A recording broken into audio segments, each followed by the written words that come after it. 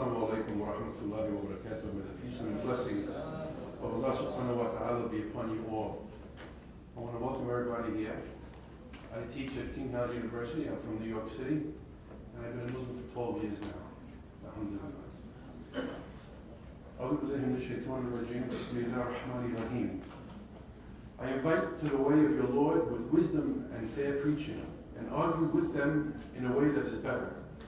Truly your Lord knows best who has gone astray from his path, and he is the best knower of those who are guided. Surah An-Nahl, verse 125. In this verse of the Quran, Allah is giving us a technique, and he's presenting us a way of spreading his deen. He says we should invite all with wisdom, and to reason and be most polite with them. It's a very beautiful and striking verse in the way in which we're being shown how to do this da'wah that we need to do, what we are commanded to do. But today, I have to ask, where are these teachers who have such qualifications to be so polite and have knowledge, to be able to share this deen in a way in which people will accept it? Or at least accept that we're different. We hardly see them anymore. When I was here 2 years ago, I spoke about all the variables and what's going on in the place and the town where I was born back in the United States. But today I'd like to speak about how we as a Muslim community treat the few expats who are not Muslims and living amongst us and working right next to us on a daily basis. What is the attitude, how we treat these people, and what kind of dawah are we giving them? What is the example I've been showing them?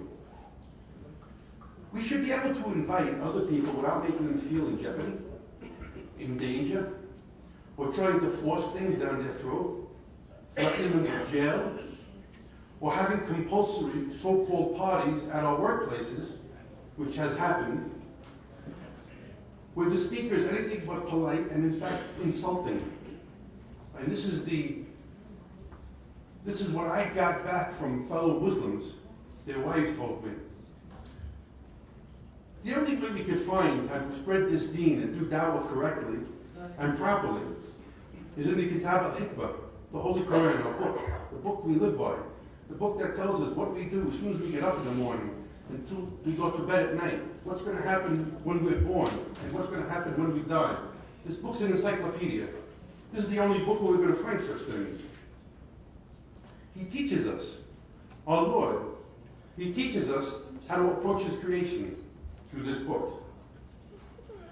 Brothers and sisters, I would like to speak about giving da'wah, like I said, amongst us living in a majority Muslim community. Here in Abu, to be precise, because this is where we're all living. How do Westerners, how are they getting information about who we are and what we do? Back in their homes, most likely, they're going to get this information in the newspapers, in books, the radio, the TV, politicians, but they're most likely not Muslims that are doing it. And they're probably reading people who are very critical of who we are and how we live.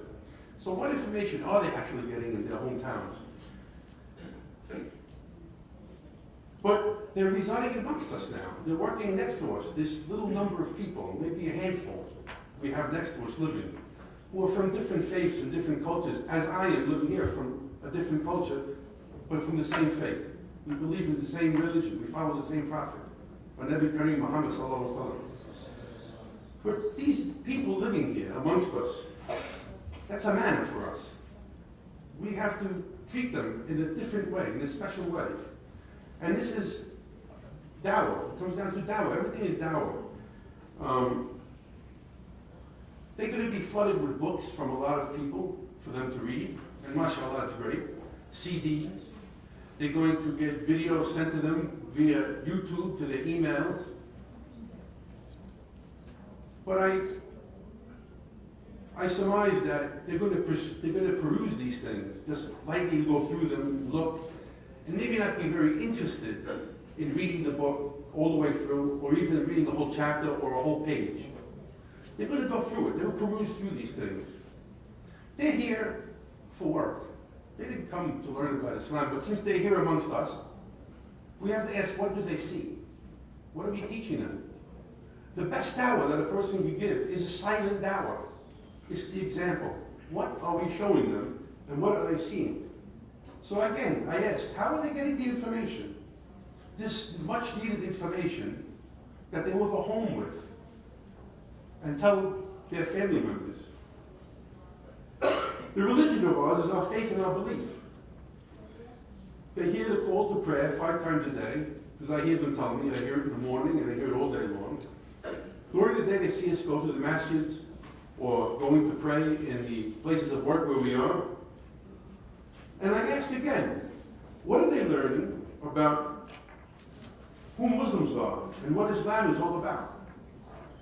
The best question yet is, what are they learning from us, the Muslims, who they're living amongst now? The people who they hear is something like the red storm of the world nowadays, the lie of the media. So now they hear, they see us, that we're humans. But what else are they learning from us? You know, we all know that dawah is the work of the prophets. And they say, do the work of a prophet and get the reward of a prophet. I've been told it many times, alhamdulillah, it's great. But how do we go about doing this, living amongst a minority, a very small minority of non-Muslims who are working with us, living side by side with us? Now, I'd like to make an analogy, and I hope I don't insult anybody. I heard a brother back home give an analogy. He said, you know, in the world we are living today, in order to sell any type of product, you need advertising and you need packaging. In today's world, it's not enough to have a good product. More is needed. This advertising is needed. So the way you advertise becomes most essential. It is important because today over $400 billion is spent worldwide on advertising products. Many different products. During the Super Bowl in my country, that's the championships between football leagues, for a 30-minute spot, commercial on TV, it costs $3 million. That's $1 million every 10 seconds. Why would a company fight with another company to pay that money to advertise its product on the television? Especially when you take a bottle of soda or a can of soda. The can, plus the contents, is less than 16 cents to make. Coca-Cola and Pepsi. Less than 16 cents to make the can, plus the contents. But they're willing to pay $3 million for that half-hour spot on the television. $1 million every 10 seconds. Why? Why do they want to do that? They use psychologists, to pay psychologists in the packaging. They use psychologists to pay, to set up the advertising. Wherever you look, you see advertising today. Whether it's the TV, whether it's the newspapers, the magazines we read, billboards out on the street, people are paying great amount of money to put their product out there and show everybody what it is. So what happens? We're being preyed upon. We're being preyed upon because they'll make it look so good, maybe it's poison, but they make you think you need it. You have to have it. You can't live without this product. And sometimes you don't even know why you bought it. You just saw it look great, oh, I gotta have it. You threw it in your cart, and you kept going. This is what advertising does. Good advertising will do that. When people feel like they've been cheated, they didn't get what the product said it was supposed to do. Like when you show up at a store, and they said such and such a product, what that has this and that and the other thing, and it's going to cost X amount of dollars or reals. When they get there and the product's not there, because the store only really intended to have 5 of them there, they intended 100,000 customers to come in looking for it. What do? Nothing. They're disappointed, but they fell for the trap. They're in the store now.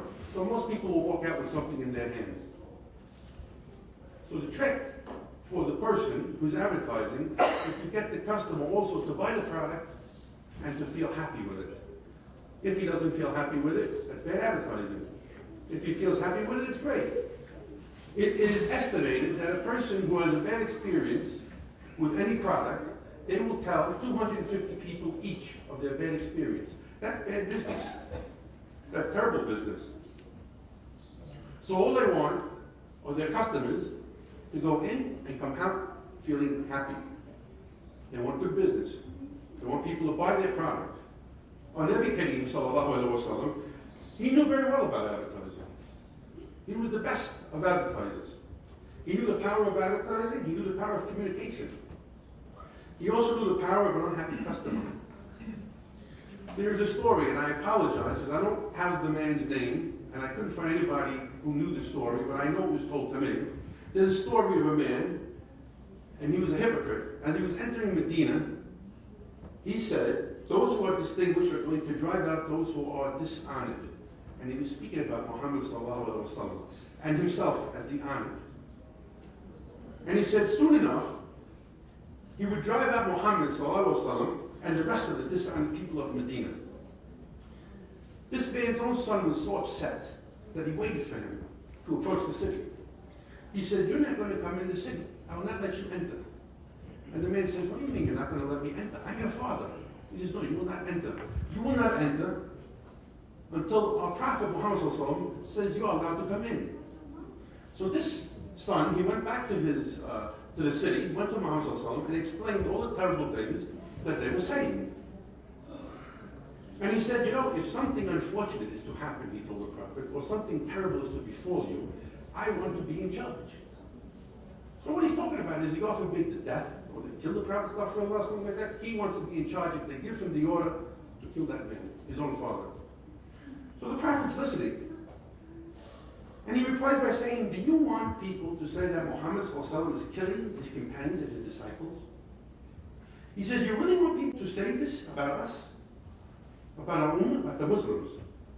What is he saying if you listen? He's saying, is this the advertisement that you want people to hear about us? Is this the way we're going to package Islam and deliver it to the people? That Muhammad is killing his companions? Stop for luck. This cannot be, he said. It would be an atrocity. It would be a travesty of advertisement for the deen of Allah, for people to talk like this about this deen and their followers.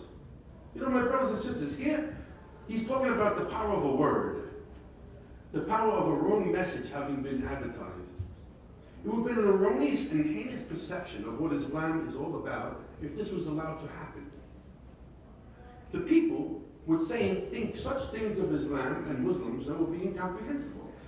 They would say that he's calling himself a prophet of Allah and he's going around killing people. He's saying this, but he's doing that. This is hypocrisy. This cannot be. If you're a prophet, this cannot be. It would be bad business, in other words. Would these be the teachings of Muhammad sallallahu that he's killing? No, of course not. It's not for Allah. When the type of example that we give as Muslims ourselves today in this community is insulting or threatening to others, what type of dawah is this, I ask? What kind of behavior is this? We have people among us who threaten and insult. I've seen it. We have people coming from other places who are not Muslims. Women, especially, because I've had to help with taking them to the stores when they first got here, together with other brothers. I witnessed a gentleman yell at a woman and tell her, cover your head, as if he was going to beat her up. Now, she had an abaya on. She had a hijab on like this. What more does the man want? What is the dawah? What is he telling her about us?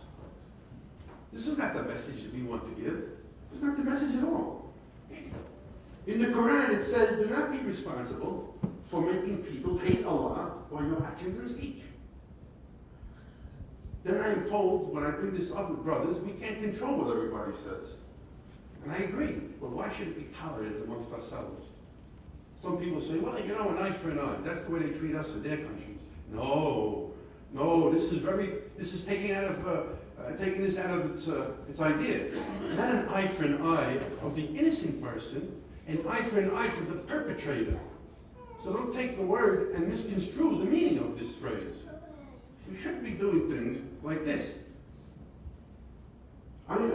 It's like saying that this is the medication, but the patient is not getting any better. So why should they listen to what we have to say to them? It would be to our advantage to remember what the manners of the prophets ﷺ were. Let's not preach and tell others what they should do and not do, and we ourselves are guilty of it. The best dawah that we can give is silent dawah. What is silent dawah? Giving a good example to others. How can we do this? When people are living in our community and they're new and they're only a handful, do they get invited to our homes for dinner? Do we invite them to bring them to our homes and befriend these people? Let them see who we are. Let them see how we live. I don't have my wife here with me. I invite some people out to dinner. I couldn't invite them into my house. I have nothing there. But look, people have been here for 4 or 5 months. Not one person has invited them to dinner. Is this a dollar we give them? Well, we give them a lot of books, but they don't read the books. We have to give the example. The example is better than books. It speaks louder than words. The prophets of God were sent to us as role models. We're supposed to live as much like them as possible. They were humble, tolerant, kind, giving, loving, and respectful. They had honor and obeyed God and all of his rules. They did not hate and they did not dislike. The 5 most important of the prophets: Noah, Abraham, Moses, Jesus, and Muhammad, peace be upon them all. When we learn to live just half of the love of man that they had, we could change the whole world with one person, just like the prophets did. How do we give a good example to people, actually? What's the best example we can give? First of all, if we're going to talk to them, and we're going to give them a chance to come and listen to us give dawah, why don't we explain to them the good example that Muhammad ﷺ's life was? We have examples and have information about his life that we don't have in any of the prophets.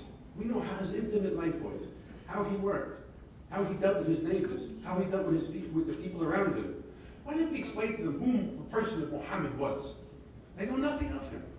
They're not going to read the books. They're going to look first and see what we're doing. That's what they're going to do first. And if they don't like what we're doing, why should they read our book? They have people doing that in their country too. You know, if you look at our parents, the first thing, the respect that we have to have for our parents. We're taught as a Muslim that we should respect and appreciate our parents. Yeah. Sometimes we are lucky enough to have our biological parents. Sometimes there's other people that raise us. We should respect them also. In the Quran, appreciation and treatment of parents is in the Surah Al-Isra. Allah says, "Your Lord hath decreed that ye worship none but him, and that ye be kind to parents. Whether one or both of them attain old age in thy life, say not to them a word of contempt, nor repel them, but address them in terms of honor. And out of kindness lower to them the wing of humility, and say, My Lord, bestow on them thy mercy, even as they cherished me in childhood." What about the old man that you see on the street? Is he not also your parent? The old woman, is that also your mother, your aunt, your uncle, your brother? That's why we say, Ya akhi, ya ukhti. That's what that means. There's meaning in this phrase. It's just that something we say culturally and doesn't mean anything to us. This should mean something to us. It shouldn't just be anything. Our parents could be anybody that's older than we are, who we see on the street, who looks like our parent. We have respect towards our teachers. Imam Ja'far Sadiq says, "Your teacher enjoys the right over you that you should honor him and pay him respect in different assemblies. You should be attentive to his words. You should not raise your voice above his. If anybody asks him a question, you should not give a reply thereto. You should not converse with others in his presence, and you should allow the people to benefit from his knowledge." Our teachers aren't only our teachers in the universities, in the schools, in the secondary schools. It could be anybody. It could be the boy over there sitting down. Maybe he has some more knowledge, or he could teach me something that I don't know. We should accept it. But we should respect our teachers. They're watching us in the school systems. Respect for the people in the society, people who aren't like us. Muslims are taught in the Quran and Prophet Muhammad ﷺ that no compulsion in religion. There is no compulsion. And you are fully independent to choose and select your own faith. But you will be held responsible for what you choose and what you do. So Muslims are required to deal with all people of faith with respect. That doesn't mean that we have to get involved with all the debauchery and hang out at parties and get drunk with them. Doesn't mean that at all. But we are ordered to be friendly to them and respect them. A lot of people come back and they tell me, oh, the West is decadent. You come from the West. You come from the West, it's decadence. There's a bunch of animals there. The women dress like this, they look like that. You're looking at pop culture, my friend. Because no matter how people dress, when the first explorers, when the first Arabs went to Indonesia, how did those people dress? How did they treat them? The whole country is Muslim now. They did it how? Silent dawah. They went there to trade, right? That's what I heard. So Muslims should deal with all people who are different, especially Christians and Jews, because these are the people of the book. We have similar prophets. We have the same prophets. We should show respect for every other religion. This is what Muhammad, peace be upon him, had said and done. They lived in peace with him in Medina and Mecca. His land places great peace and emphasis on manners and on the proper way to deal with others, whether they are Muslim or not. Relations between people are very important in Islam. In maintaining good relations with others should be a main priority of practicing our religion. In fact, Islam teaches that Prophet Muhammad said, I've been sent to perfect the best of manners.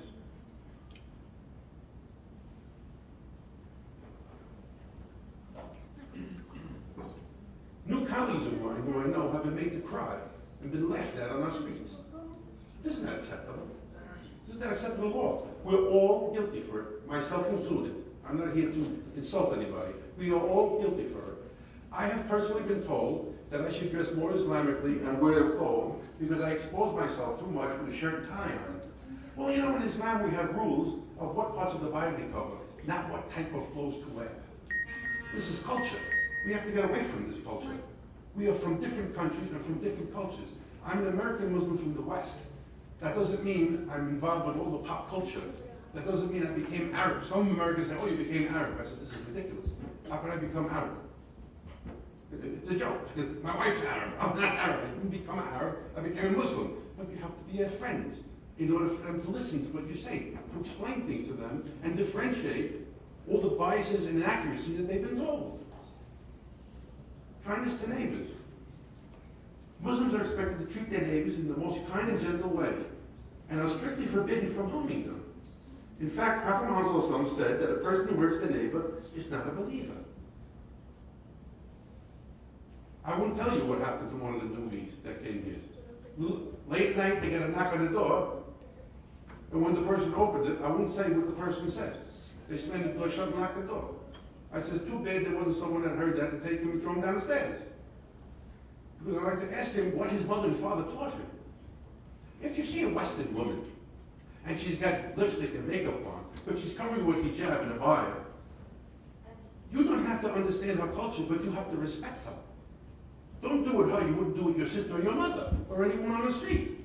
This is an abomination. Is this what we want to bring back as a message of Muslims back to their countries in the West? When I heard it, I was disgusted. I didn't have to be a Muslim when I was growing up for my mother and father to teach me what's right and wrong, and how to act in company of other people, and what language to use, and the type of speech to use. This has nothing to do with being Muslim. This has something to do with being a human being. We must treat women as our sisters, and as our mothers, and as our daughters according to age, and men equally as our brothers, and sons, and fathers, and grandfathers, regardless of race, color, creed, or religion. This is spreading the message of Islam. Do not curse or ridicule, being laughed at for being new or different. Smiling. Smiling for a Muslim in Islam goes to the extent of rewarding Muslims for smiling in the face of others. Smiling when others look at you is regarded as a form of charity for which Muslims get rewarded. I haven't seen more unhappy clerics in my life walking the streets that I've seen here. They don't smile at anybody. Like, to be religious, you shouldn't smile. You're a drill sergeant. You just yell out orders. Who's going to come to Islam? You couldn't even approach this man. I say, Assalamu alaikum, I smile. They look at me like this. What's the problem? Say, wa alaikum salam. I start thinking to myself, wow, it's incredible. It's incredible. This is the first thing. Assalamu alaikum, wa alaikum salam, ya Nabi. The best dawah that we can do here is silent dawah, by our example, as I said. We should be explaining about our Prophet, as I mentioned, and all the wonderful qualities he had when he walked the earth. They know nothing about our dear Prophet Muhammad sallallahu alaihi wasallam. As I said, we know everything about his life. We know more information about his life than any other prophet. Why are we not telling this to our brothers and sisters of the book, inviting them into our homes? Because we don't really want to be their friends. It's easy just to say, hi, you give the book, let the book do the work. That doesn't do the job. That doesn't do the job. Because we are like any other people of the world. Let's talk about friendship. Some people think, how can you be friends with people of totally different religions, philosophies, and cultures? So if you don't agree with some of the things that they're doing, and they don't agree with you. Well, it's okay not to agree with that, but that doesn't mean we can't be friends. That doesn't mean I have to involve myself in all their wrongdoings that I don't believe in. You know, when I was in the States, we used to do some dawah in the prisons. We used to go to the jails. And we used to talk to hardened criminals, people that were doing life in the jails. And there was one guy, I remember him. He wasn't a Muslim, but he enjoyed talking to the Muslims that came there. He says, you know, I like you people so much. He says, if I wasn't here, I would donate to your masjid, because I like what you people have to say. That's dawah. He appreciated us. We didn't look down on him. We didn't have a necessity to tell him, you know, you're going to hell. Or you believe in this, we believe that, you're going to hell. This isn't the case, brothers and sisters. We got to look for things we have in common and build a friendship. And through that, we can agree to disagree, but that doesn't mean we can't be friends. Muhammad lived amongst the Jews and the Christians, people of the book. They were his neighbors. He never told them, you're going to hell, you're doing this, you're doing that. He never said stuff like this. One of my own friends from high school became a Catholic priest. He looked me out because he found out I became a Muslim. He wanted to talk with me. What he wanted to tell me was, could you explain to me about your religion? Because I don't know about it. We have books, but I don't trust the books. Why did you become a Muslim? He says, well, after I got done speaking with him, he says, you know what? You have a lot in common with us. I'm glad you became a Muslim, even though you practice different than I do, but at least you know God. That's all that's enough. I gave my dawah. I explained to him who Muhammad sallallahu alaihi wasallam was. I explained to him what I believe in. I explained to him how we prayed. I asked him, what are the misconceptions that you think about our religion? Because misconceptions that are propagated by non-Muslims, the haters, like we like to say in the United States, are the ones that fill people with ideas which are not truth. So that's the first thing I asked him, and he told me, and I corrected all those to get those out of the way. And then I continued by telling him who the man Muhammad sallallahu alaihi wasallam was, and what he stood for, and his dealings with people. And he was pleasantly surprised. He says, well, you know what? It's incredible, he said, because this is not what I was told. Of course that's not what he was told. Because he's learning about Islam through the eyes of other than Muslim or Islamic eyes. So they're going to tell him from a point of view, not the truth exactly. So, when we communicate with other people, with others from a different culture, in a different culture, different belief systems, we could find that the differences we have with these people are negligible in the primacy of human love and friendship. Because how can you speak to a person who's living amongst you if you're not his friend? If you don't befriend him somehow, how will he understand and accept what you have to say? With a lot of the people that we have that we work with, and there's about, I think, 8 of them, I've gotten into some arguments with them about certain issues. They weren't bad arguments. They were arguments of misconceptions that they saw and happened to them, and then they come back to me and yelling at me. You lied. Look what happened to me. So we have to go back again to stage one. But why do I have to do that? Why do I have to always put a Band-Aid on something? Because they're only going to remember the first thing that happened to them, and the last thing that happened to them, and what I say gets lost in the history, in the pages of history. So I told one person, I said, listen, did we become friends? He said, yes. I said, then I'll leave it at that. Not everybody is perfect in your country, this country, or any country. But we're living here amongst the Muslims, we should be better than that. That's my opinion. That's my opinion. So differences are negligible. But many times opinion and belief becomes a barrier and we have to see beyond that though. It becomes a barrier when you don't see beyond that. Our differences sometimes, and many times, I believe, are due to cultural differences. The way we have been brought up and differences of opinion and belief systems, that doesn't mean people are bad because we're different. Many times you find people have been brought up in different cultures, different belief systems, but we share basic things we share.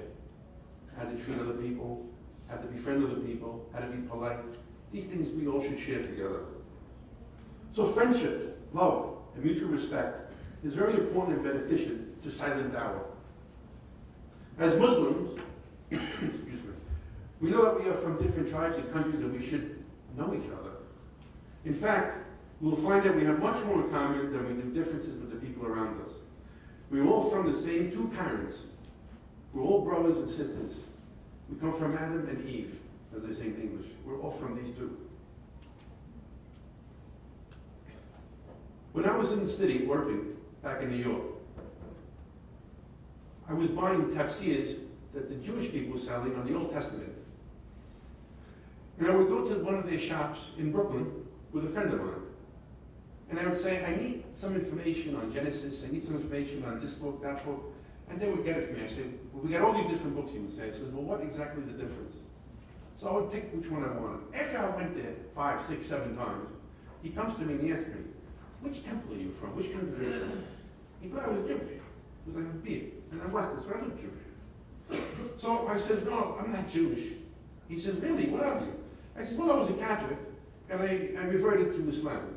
And he looked at me, and he says, good, you found God? You're happy? I says, yeah. He says, well, good for you. A couple other times I went there, and they were just starting to close. It was some holiday there, they were going to start eating. He said, you want to come in with us? Do you mind? You could witness what we do and you could eat with us. I said, sure. I went in the store, I closed, I went in the back, there was a bunch of them. They did their religious thing, I witnessed this, and I ate with them. What's the problem? What's the problem with that? We have to share our experiences with each other. I'm not going to become Jewish. He's not going to become Muslim. But somehow, maybe, we can have this friendship and understanding with each other. We can accept each other. Nothing wrong with it. We're all human. He follows the Old Testament. We follow something different. We follow the Newest Testament. But why couldn't I go there and eat with them? They invited me in. They were very friendly with me. Some people say, oh, how can you do that? Well, why not? Why not? You know, we have to develop love and friendship and kindness with each other. You know, where I'm from, they say, it takes a whole neighborhood to raise a child. The family raises a child, but the child goes out too and plays. And it takes a whole neighborhood to raise a child, to teach a child. And I believe in that. You could teach your son or daughter what you want to. When they go out and live their life, you hope they remember what you told them, what you taught them, and that they follow what you said. So it takes a whole neighborhood to raise a child. You know, in the West, where I'm from, people might say, oh, well, you're very open to cultures in the West because that's where you're from. You know, here we don't have these differences. You know, but in the West, we have this saying, you're right and I'm wrong. And we fight and we argue all the time with each other. Not in every place, but in a lot of places. But you know, when you live side by side with other cultures and foreign languages, it does something to you. You learn how to speak to people and communicate in a way in which they will understand you. If you're speaking English and they're speaking Arabic, all you need is to share some time together and you'll understand and learn how to communicate with each other. Through that communication, you will do silent dawah for each other. There's an old saying, where everybody thinks the same, nobody thinks at all. Because there's no growth happening. It becomes stale. We have to communicate. We're in this world together. We're not living separately. No one's here to dominate the other person. Let's live in peace. And this is the way the prophets did it. They didn't go around saying, we're going to dominate you, we're going to kill this one. No, they didn't do that. When they were under attack, they defended themselves. But they didn't do this like this. They were very friendly with their neighbors. And when you say when everybody thinks the same and no one thinks, well, you know, we have bigotry a lot of times. People don't like because what they see. Oh, my dress is different than your dress. Oh, he's a kafir from the West. Look, he wears pants, a jacket, and a shirt. Even though his body is covered Islamically, he becomes the kafir, the infidel. Or you have other people say, oh, look, he's wearing the robes there. Why can't people stop this? And when it happens amongst Muslims, it's even worse. Because we should be brothers. Like, what's this achi and ukhti term? Is it just something we say? Like I say, Joe and Mary, Abdullah and Muhammad?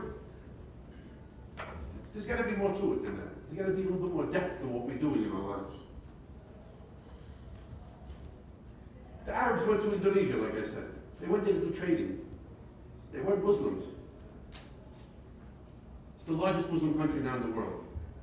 That was a good example to take. So it's beneficial to develop relationships with other people who are different from us. Not always hang out with people who are just like us. And going beyond this, we should take the example of our Nabi Kareem Sallallahu Alaihi Wasallam by opening ways of communication with a small number of people among us who are different than ourselves. We should see farther and deeper than that. The Quran says, let us reason together. And how are we reasoning together with other people? We insult each other, eye for an eye, like I said before. Meaning, not eye for an eye if you're innocent, but for the perpetrator. But we use it for every little thing. Everybody's using it. We need to go further to have a greater sense of community. Developing friendships with people who are different from us. In the United States, the imam in the masjid where I go to, he was under attack. They wanted to deport him for many different reasons.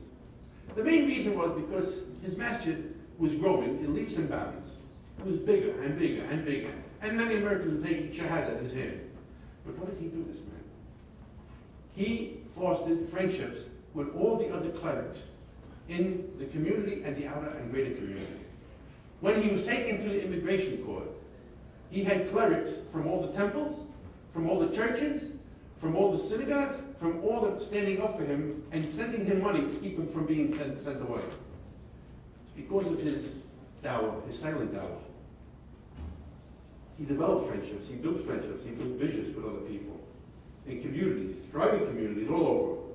This is how the prophets did it. This is the way we should do it. We should look at the people that are living amongst us, excuse me, and be a little bit more friendly with them. Try to get to know them a little bit better. Just don't give them a book. Oh, can I give you a book? That, boom, give a book. Or send them something. We're really not teaching them anything. They're not going to look at that. Hospitality, friendship, love. This is what care. This is what spreads Islam faster than wildfire. And that's how we should be doing it. And myself included. May Allah make it easy for all of us here, and make this ummah safe in this time of trouble, and make it easy for all of our families and our sons and daughters. Ameen. And may He increase us in knowledge. Thank you. It was short. If anybody has any questions, please ask. I'm not trying to insult anybody, as I said, and I apologize if you feel insulted, but I believe I'm a Muslim, I tell the truth as I see it. And I include myself. I'm not saying, not pointing at anybody. I'm living here too, I'm one of the Muslims. So please, take it with a grain of salt, as you said. Thank you.